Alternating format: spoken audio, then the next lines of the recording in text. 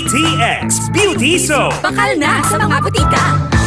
Nestor, ang sinaing. Luto na. Ang labahan. Nakasampay na. Ang uniform ko. Naplanta na. Ganito ako. Tigasing, tigalaba, tigasay, tigaplansya. Sa araw si Mrs. ang masusunod. Sa gabi, ako ang bossing. Dahil kasangga ko ang Extend Supplement for Men. Lourdes, tapos ka ng maligo? Yes, darling.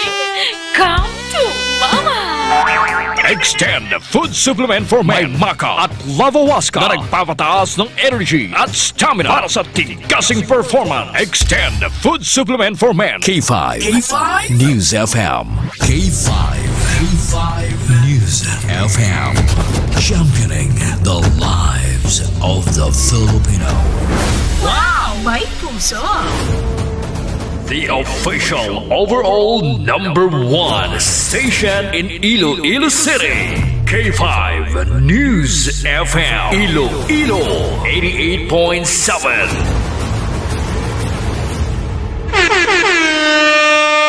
Oras sa K5 News FM Iloilo, Philippine Standard Time. Alas 7. Kahit saan, kahit kailan, ang pinapakinggan. K5 News FM. Number one. Ang himpilan ng sambayanan. K5 News FM. Championing the lives of the Filipino.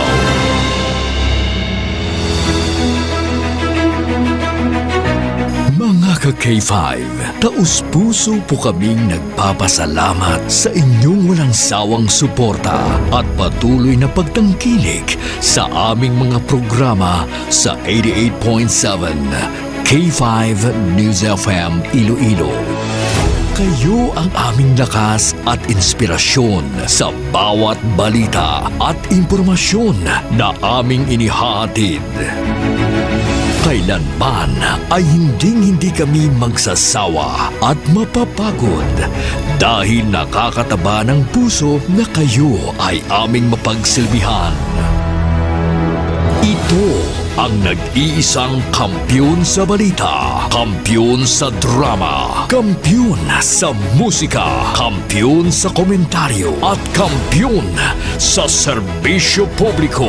K5 News FM, championing the lives of the Filipino. Kampiyon sa balita, kampiyon sa drama, kampiyon sa musika, kampiyon sa komentaryo, kampiyon sa serbisyo publiko. Bandera noon, K5 News FM na ngayon. Ito ang kampiyon nga istasyon. K5 News FM, championing the lives of the Filipino. 3 Bio Evening Newscast. The latest and the most comprehensive news of the day. Dito lang mapapakinggan sa D3 Bio Evening Newscast. Mga naglalakihang mga balitang lokal. Balita mula sa Luzon, Visayas at Mindanao. Mga balita sa labas ng bansa. Balitang sport at mundo ng showbiz. D3 Bio Evening Newscast. At ngayon, narito na ang inyong K5 News Team. Ka-K5, Sunny Sarabia Punay at Kimberly Caluyo. Maayong gabi Iloilo, magandang gabi Pilipinas, good evening world. Welcome sa D3 Bio Evening Newscast, Martes nga adlaw, Hunyo 3, tuig 2025. Mga ka-K5, sarang kita mabatian sa 88.7 sa inyo tagsa ka mga FM dial. Makitan kag mabatian naman kita worldwide, pinaagi sa aton official Facebook page ang K5 News FM Iloilo 88.7. Sa gihapon sa ngalan sang serbisyo publiko, kami ang inyong mga tagbalita, ini si K5, Sunny Sarabia Punay. Kag ako naman ang inyo alagad, ini si ka K5, Kim Montaño Caluyo. Sa mga pangulong dinalan, ginadulong sa kalwan sang D3 Bio na himo sa vitamin D3 kag virgin coconut oil. Sa mga nagabalik-balik ang hilanat ubo kag sipon, kag para makalikaw kita sa dengue, magtumar sang D3 Bio sang Klinika de Alternatibo Medicina. Natural nga antiviral kag antibacterial, gani kung gusto nyo mag-ayo, mag D3 Bio. Sa nagapanguna nga balita lokal, masubra 1 ka milyon nga mga estudyante sa Western Visayas ginalaoman nga magabalik eskwela subong tuig. Enrollment wala sang bayad suno sa DepEd. Sa dugang balita lokal, City Health Office makigsapol sa nagkalain-lain nga sektor sa syudad sang Iloilo agud mabatuan ang nagasaka nga kaso sang monkeypox. Samtang sa iban pa nga balita lokal, SIM card ni Hinson Libuna wala na rehistro sa iyang ngalan. Sa dugang headlines, kapulisan mayara na sang person of interest sa pagpatay sa lalaki nga nasapuan sa syudad sang Pasig.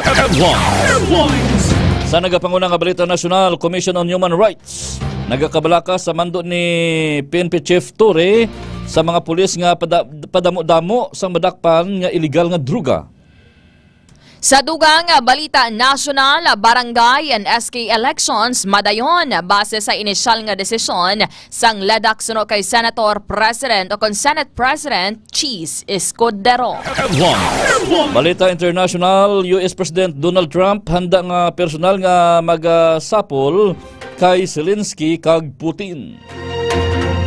Sa ato naman balita sa patag sang hinampang Pacquiao, may luyag pa nga pamatud-an rason nga nagbalik ini sa boxing.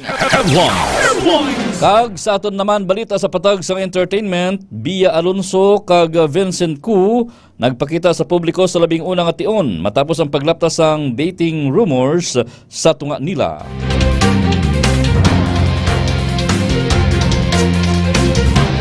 Kagamay ito ba ng aton mga headlines ang aton nagapanguna kag nagabaga nga mga balita.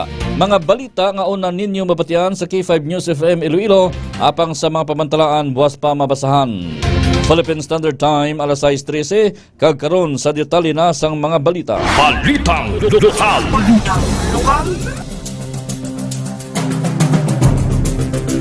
Ang masunod nga mga balita lokal nga inyo mabatian, igadulong sa kaluan sang klinika DTX Coffee Mix with ampalaya, chia seeds, and desugared sugarcane extract powder para sa may mga diabetes o kunyara na sa biibis ang pagka-diabetiko nga bawal na ang mag-inom sang kape nga puro kalamay, hindi magkabalaka, pwede gihapon makapangapi.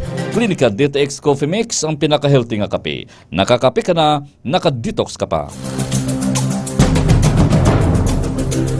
Sa nagapanguna nga balita lokal, ginalaoman ang masubra 1.1 milyon nga mga estudyante nga magabalik sa eskwelahan para sa school year 2025-2026 sa Western Visayas basis man sa data sang early registration.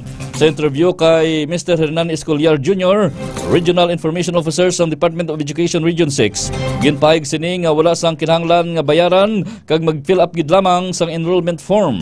Dugang pa magasugod ang enrollment sa Hunyo 9 kag Hunyo 13 kun sa din magusugod naman sa masunod nga semana ang Brigada Eskwela. Aminado naman sa Escoliar nga ginakulang sa gihapon ang mga hulot klasihan sa rehiyon nga problema man sa iban nga mga regional offices sa pungsod.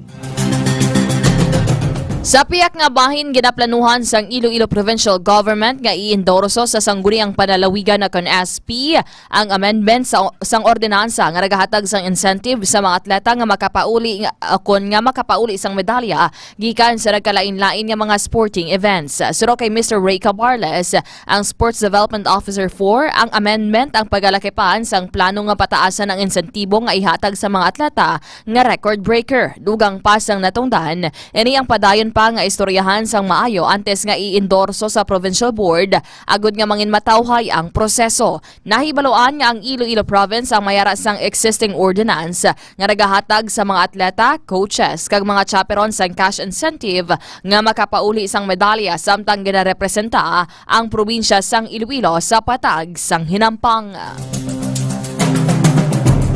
Sa pihakabahin sa iban pa nga balita lokal na tala na nga makigsapol ang Iloilo City Health Office o kon ICHO sa mga naglain-lain nga sektor sa syudad sang Iloilo agud nga planuhan ang pagtapna kag paglikaw sa pagsaka sang kaso sang Impax o kon monkeypox. Suno kay Dr. Roland Fortuna, Assistant City Health Officer, ginpahig sini nga nakaschedule na sila nga sa naglain-lain nga sektor kasubong sang transport, business kag mga pribado nga sektor kag iban pa.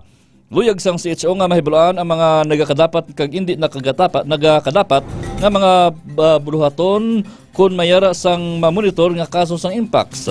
Samtang nagpagwa naman sa advisory ang Iloilo City Health Office angot sa nasambit nga balatian. Samtang wala na rehistro sa pangalan ni Henson Latosa Lebuna, 24 anyos, ang SIM card sang numero nga ginagamit sini, iri ang base sa pagpangusisa sang K5 News Team. Dugang pa, may duwa tubtob 3 ka social media accounts nga nalik o kung nagagamit sa nasambit nga number. Hindi man mahatag sang telecommunications company o kung telco ang pangalan kung kay sino nakarehistro ang numero tungod sa data privacy sa riin kinahanglanon sang court clearance. Nahibaluan nga nadula ang iya cellphone o kung wala na recover sa lugar kung sariin nakitaan ang iya bangkaya. Kung madumduman, nasapuan patay si Lebuna sa barangay Barrio Kalinog, Iloilo sa tong Mayo 28 ngayara na sa advanced state of the composition. Philippine Standard Time, alas 6:17. Ang masunod naman nga mga balita nga inyong mabatian igadulong sa kaluwan sang Mighty C. Alkaline-based nga vitamin C, wala sang hapdi sa tiyan, gadi pwede gin magtumarbisan wala sang kinanan. Mighty C, labi nga ginpabaskog para nga mas protektado kita kontra sa mga balatian, nagabulig sa aton nga heart health agud makalikaw kita sa stroke kag heart attack. Nagapahamis pa sang kutis, gani bisan may edad na, hubin gihapon ang itsura.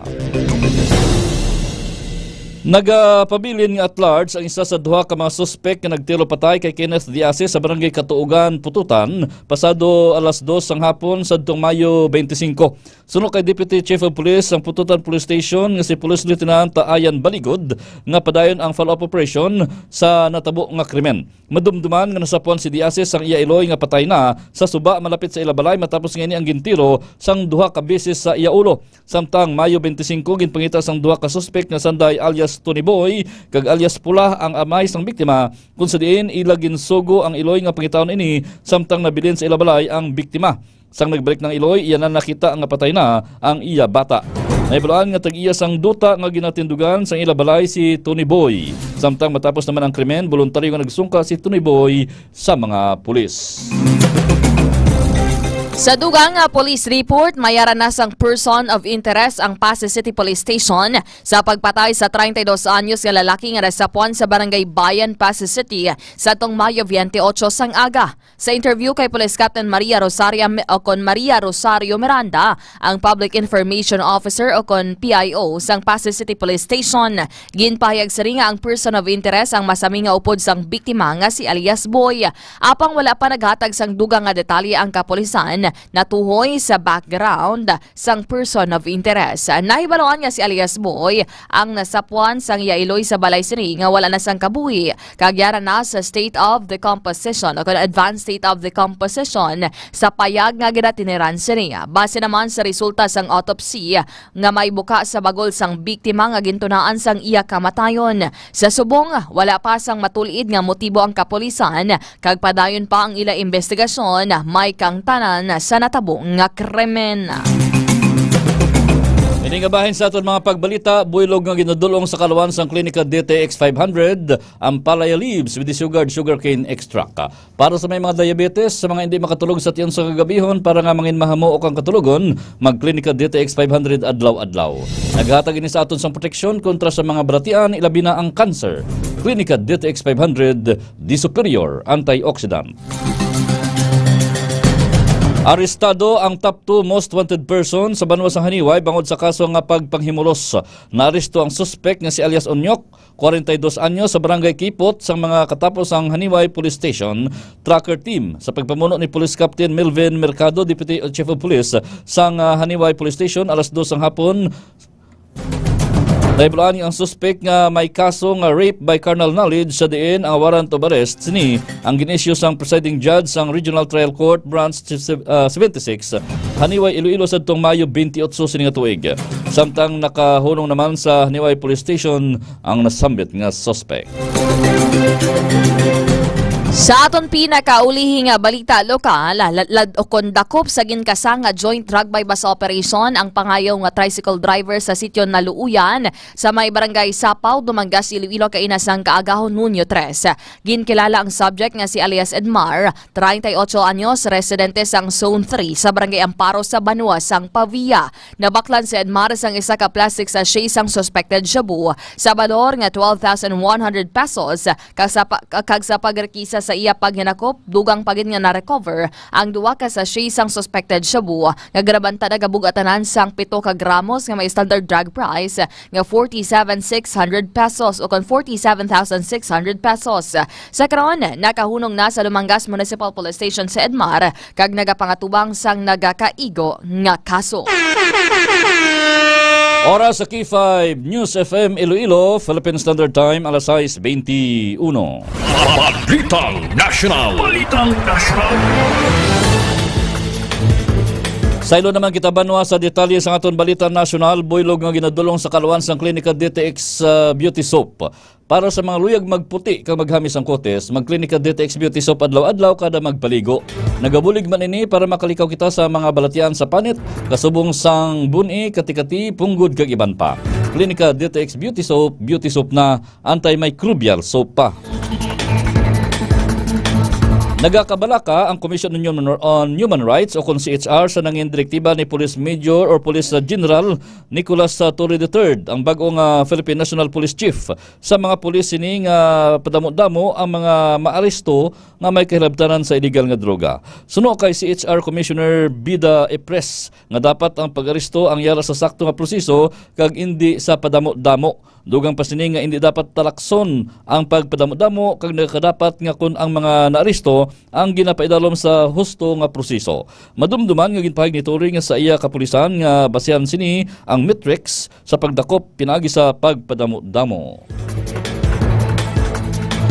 Sa dugang balita nasyonal, gindula sang Department of Health ug DOH ang kabalakas sang publiko nga mayara sang ginapahayag lockdown sa Metro Manila bangod sa kaso sang monkeypox ug mpox. Suro kay DOH Assistant Secretary Albert Domingo nga bisan pa naka-record ang National Capital Region ug NCR sang madamo nga kaso sang mpox, padayon naman nga naganubo ini kada bulan. Dugang pa sini nga ila padayon nga giratumod ug kun gina-identify kun sariin ang mga biktima nga mayara sang mpox kag iban sa mga ini ang naka-isolate na kag nagapaayo naman ang iban pa. Bangod sa nasambitan nga insidente sang pagpaayo, hindi na kinahanglan pa nga kabalakan kung magapatuman sang lockdown ang otoridad.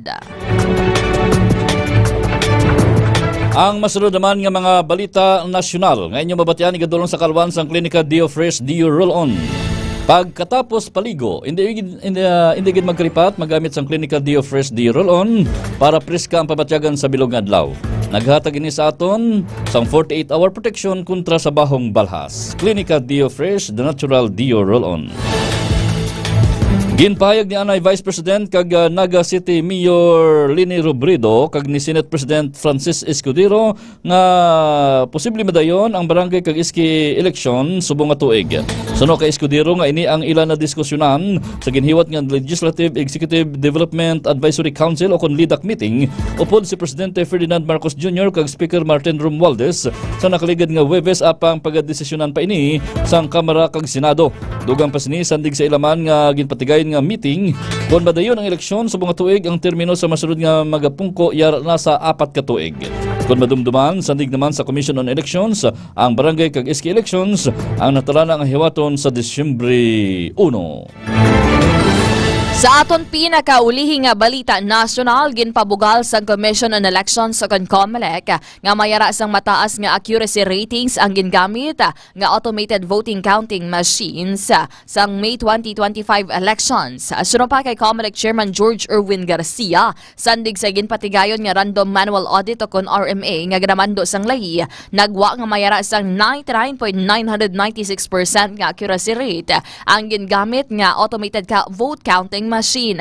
Nagsaka ini kun ipaanggid sa 2022 national elections nga mayara lamang sa 99.95% nga accuracy rate. Ginalauman naman nga makompleto na ang audit tubtob sa Hunyo 28.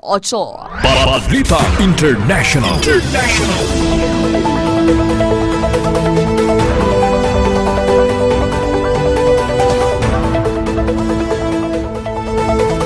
Sa ilo naman kita banwa sa detalye na sa aton balita international, ginadulong sa kalawan sa Extend Food Supplement for Men with Maca and Clavo Vasca. Para sa mga madasig lang kapuyon, pirmi lagi lang kapoy, sa mga maluyan ang tuhod, mag-Extend Food Supplement for Men. Bastante ini sa amino acids kag phytonutrients nga naghatag sang kusog sa performance. Extend Food Supplement, extra sa kusog, extra sa epekto kag extra sa performance. Nagpahayag sang kahandaan si US President Donald Trump nga personal sini nga tubangon sa Russian President Vladimir Putin kag Ukrainian President Volodymyr Zelensky. Ginkumpirmar sang White House nga bukas si Trump nga magpatigan sang personal nga pagsinapol sa tunga sang tatlo ka leader kag matapos na ang kinagamo sa duha ka pungsod. Naibuluan nga ang US ang nagapatunga agud nga mag-ayuhay na ang duha ka pungsod kag mauntat na ang masubra tatlo ka tuig nga giyera. Sa dugang nga balita international, nagdaog bilang bago nga presidente sang Poland si Karol Nawrocki. Ginluto sini si Rafał Trzaskowski, ang alkalde sang Warsaw nga amo ang paborito nga magdaog sa eleksyon. Nakakuha sang 50.89% o kon 50.89% ang right-wing populist Law and Justice second PIS party kon sariin. Ang resulta ang among nagpalawig sang PIS party sa pagpamuno sini sa Presidential Palace sang napulo ka tuig. Si Nawrocki ang malapit kay US President Donald Trump kung sariin nagbisita ini sa White House pala ka semana bago ang eleksyon. Ang 42 anyos ka historian kag populist fireband ang sigurado nga mangin mabaskog sa pagveto sa mga layi nga luyag nga ipatuma ni Prime Minister Donald Tusk. Litang Sports.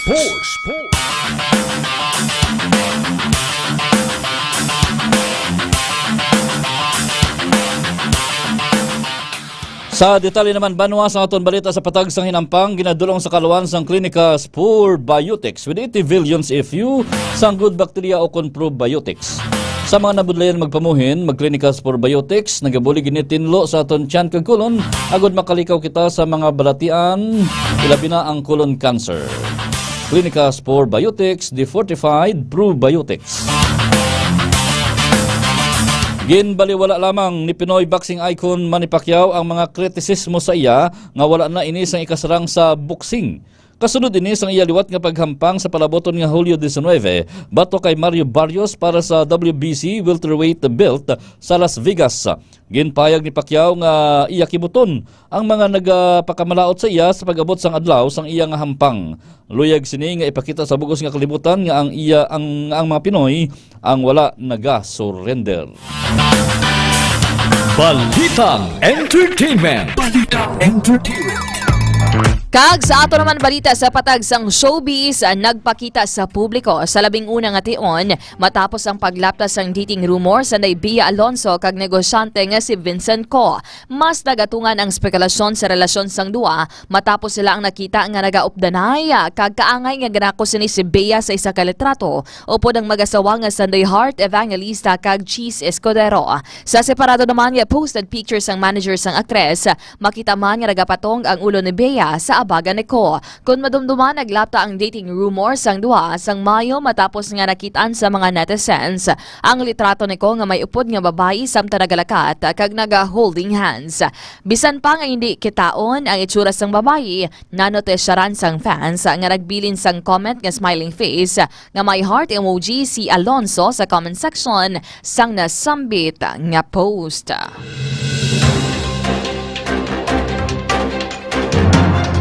Sa pihak nga bahin, sa ato naman pinakamaayo nga balita.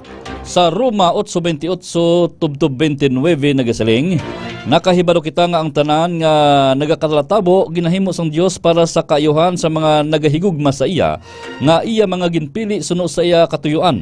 Kay halin pa sang una nahibaluan na sang Dios kung sino ang mga iya mangin anak, kag ginplano na niya nga daan nga mangin kaangay sila sa iya.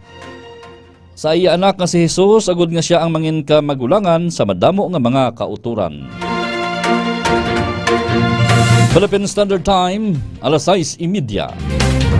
Kag amay ito ba naman kabugusan sa ato nagapanguna nga mga balita sa D3 Bayo Evening Newscast. Good evening sa aton nga mga maukod nga tagpalamati dira kay Mami Immaculate sa distrito sang La Paz sa aton K5 Iloilo Solid Supporters Chapter 1 and Chapter 2 sa mga arasubong sa abroad. Ang aton siri nga K5 Iloilo Solid Supporters. And of course sa WVTC sa Western Visayas Transport Cooperative headed by their chairman Mr. Boyet Parcon, ila General Manager Mr. Hali Alcarde, sa aton man nga K5 Mobile Taxi Patrol headed by their president, Sir at RG Balanza Calanoy. Mga ka-K5, badayon ka mo nga mag-like, mag-follow, kag-share sa mga official social media pages.